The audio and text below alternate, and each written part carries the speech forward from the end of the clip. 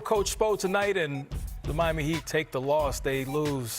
I mean, I'll just say this, the score might not be as close as an indicator as this game was really. I think I said that wrong. Nevertheless, ignore what I said. Brooklyn Nets get the win. They've won 7 of the last 9. The Miami Heat, they are in the midst of a 4-game losing streak. Kevin Durant, 23.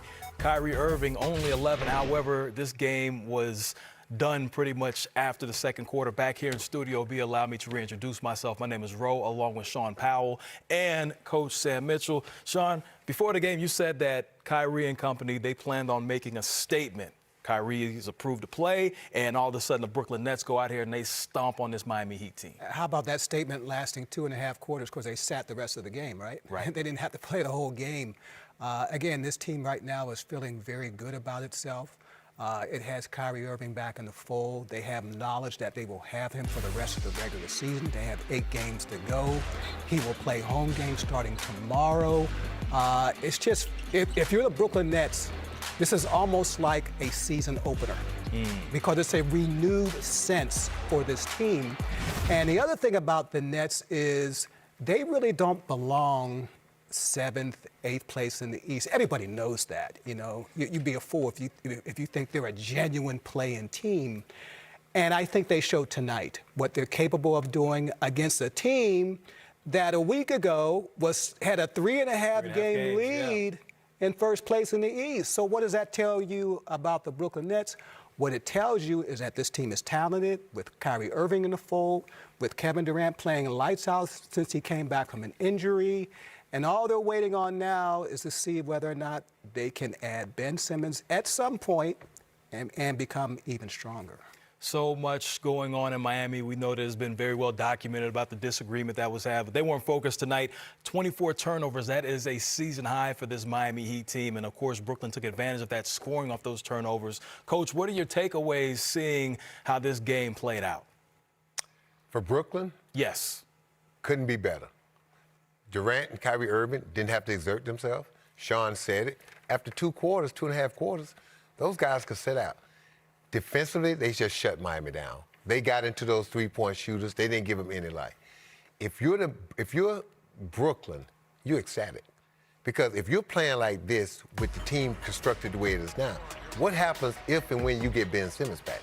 If you're Miami, you're in trouble. This is 4 in a row. This is 8 games to go, Sean. This is the wrong time to be struggling, and not just struggling. 24 turnovers against this team at home, unacceptable. They're gonna need, Sean, in my estimation, they're gonna need to clear the air meeting. They need to bring all the people in a room, those players, before this get out of hand. Because Sean, you know this. This is the worst time to be struggling. Yep. And right now, with the turmoil, there's a lot of unsaid things in that locker room. They may need a team meeting with coaches, players, all involved to clear the air, because if they don't, it's going to be a tough or maybe a quick playoff run for this Miami Heat team. I said it, and I'm not trying to be facetious. I said it before. I looked at this team for the whole season. I just don't see the best team in the Eastern Conference. And when you see how Brooklyn played tonight and you see where Miami is now, they get a lot of credit for their culture. But I just don't believe this team on paper is as good as we thought. And the Brooklyn Nets came in Miami tonight and proved it. Well, one thing that you said off camera is like, this is not the time of year when you want to have these type of issues and not be playing at your peak. Bro, even though they're saying everything okay, somebody in that locker room lost a few stripes on their shoulders. All right, you can't go at your head. Eric Spoelstra is a championship-winning coach. One of the top 15 coaches of all time. Exactly. A Hall of Fame coach in that organization. For you to be a newcomer who sought after that play, Jimmy Butler gravitated toward Miami. Of all the places and dysfunction places I've been, this place has the culture for me. This matchup, this is a match made in heaven. Look how it's working out right now. Jimmy Butler, he needs to have a meeting. He needs to call this team together. And whatever he needs to say or do to get this thing right and put this behind them, they've lost 4 in a row now.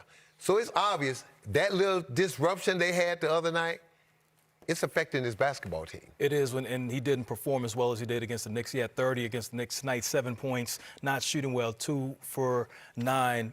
Sean, when we're looking at this, how does this end up playing out in your eyes for the Miami Heat as they move towards the playoffs? Well, they have to win, basically. Simply as that. And I know that's probably easier said than done, but when you're reeling like this and everything's going wrong and you had the incident and it feels like the whole world is against you, certainly coming down on your shoulders, you just have to turn around and win some games. They're capable of doing that.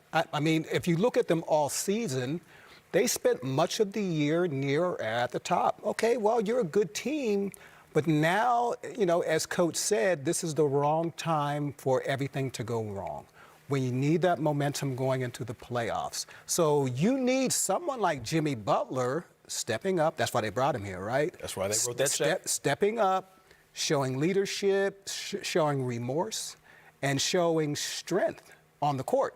When you get that together, when you sort of mend the wound a little bit and get back on the winning track, then it starts. The other thing is that this could be maybe a silver lining. Maybe you really don't want to be finishing in first or second place in the East anyway, because you're going to see that Brooklyn juggernaut in the first round of the playoffs. So maybe, you know, maybe this is pretty good. They come back a little bit in the pack, maybe finish second, maybe third, and miss Brooklyn. Yeah, I mean, and I talked about it earlier in the pregame. We know Miami Heat history. When you look back at that lockout-shortened season in '99, we know those Knicks came in there as an 8th seed and beat that Miami Heat team. Pat Riley was the coach then, so he isn't the coach now, but he probably doesn't want history potentially repeating itself. Again, we're taking a look at the NBA, 8 games in the association. The Chicago Bulls, the Cleveland Cavaliers are sitting right next to each other in the standings in the Eastern Conference. The Chicago Bulls not playing their best as of late, not playing great against top competition. However, they are in the lead in the fourth quarter. We are under 1 minute remaining, so what we'll do, we'll go ahead and send you out to the land. John Michael, Austin Carr, Brad Doherty on the call. 7th spot. It's assuming that the Bulls go on to win this game here tonight. The Cavs would host the 7-8 play-in game against the Brooklyn Nets. Winner of 7-8 is in. Loser of 9-10 is out. The winner of 9-10 plays loser of 7-8. The winner of that game is in. Again, it bears repeating that it's still 8 games. It's a lot of basketball. No, it is. Left to be played over the next few weeks. You know, the losses hurt, especially when you look out tonight and you see Toronto just absolutely hammer Indianapolis. But they can have a bad game or two going into these last 4 or 5 games. We can win 3 of 5, and it could be a different ball game. But right now, we're kind of playing the way we're playing. We've got to figure